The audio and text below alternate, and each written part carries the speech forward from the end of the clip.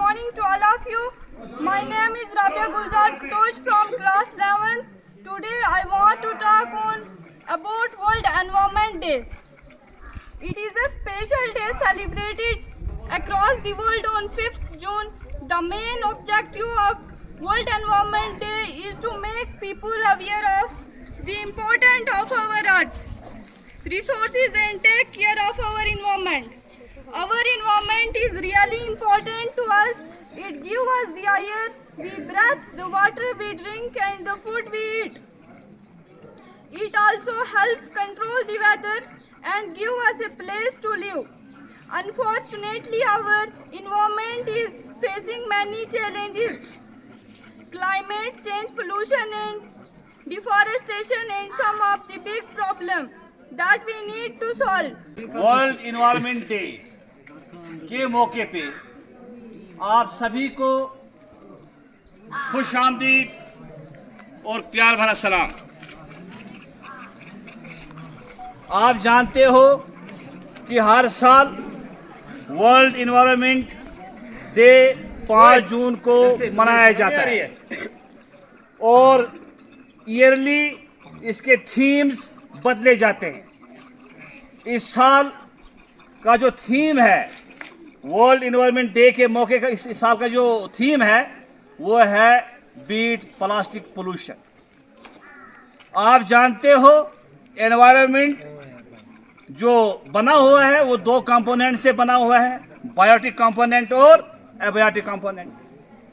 और अल्लाह ताला की जो ये जो चीज़ें बनी हुई हैं, अगर इसकी कंपोजिशन में किसी भी किस्म की खराबात, किसी भी किस्म की आलूदगी ऐड हो जाती है तो हम कहते हैं पोल्यूशन हो गई।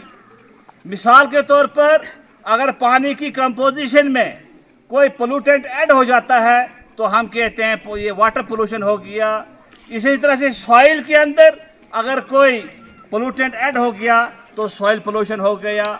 हवा के अंदर कोई पोल्यूटेंट ऐड हो गया तो ये एयर पोल्यूशन हो गया। अगर जो अल्लाह ताला ने जो चीज़ें बनाई हुई है एक ख़ास कंपोजिशन है और हर एक चीज़ जो इसके अंदर जो कंपोनेंट है उनका एक ख़ास रेशो है।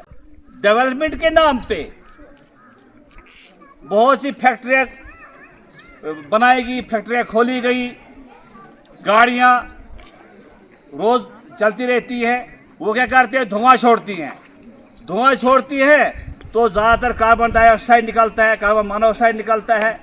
ये क्या करता है, ये हवा की कंपोजिशन को बिगाड़ देता है और उससे क्या हो जाते हैं, एयर पोल्यूशन हो गया। इसी तरह से जो हमारा सीवेज वाटर है, घरों से फैक्ट्रियों से जो गंदा पानी निकलता है वो नदी इनमें ड्रेन्स के थ्रू या नालों के ज़रिए तालाबों में, झीलों में, दरियाओं में, समंदरों तक पहुंच जाता है और उससे क्या होता है, एक्वेटिक लाइफ जो है वहाँ पे पानी की ज़िंदगी, जो पानी के अंदर जो जानवर रहते हैं उनकी ज़िंदगी मुतासर होती है, वो मर जाते हैं। और इसके अलावा जो प्लास्टिक है, प्लास्टिक सबसे बड़ा थ्रेट है। इस साल का थीम भी यही है। जो प्लास्टिक हम छोड़ देते हैं, इसे खुले में फेंक देते हैं ज़मीन पे, उस प्लास्टिक को जानवर खाते हैं और जिसकी वजह से वो बीमार पड़ जाते हैं। और जो बच गया वो पानी के ज़रिए, नदी नालों के ज़रिए वो दरियाओं में पहुंच जाता है, झीलों में पहुंच जाता है। वहाँ जाके वहाँ की लाइफ को, पानी वाली ज़िंदगी को ख़राब कर देते हैं। तो इस तरह से बहुत बड़ा ये भी एक कारण है।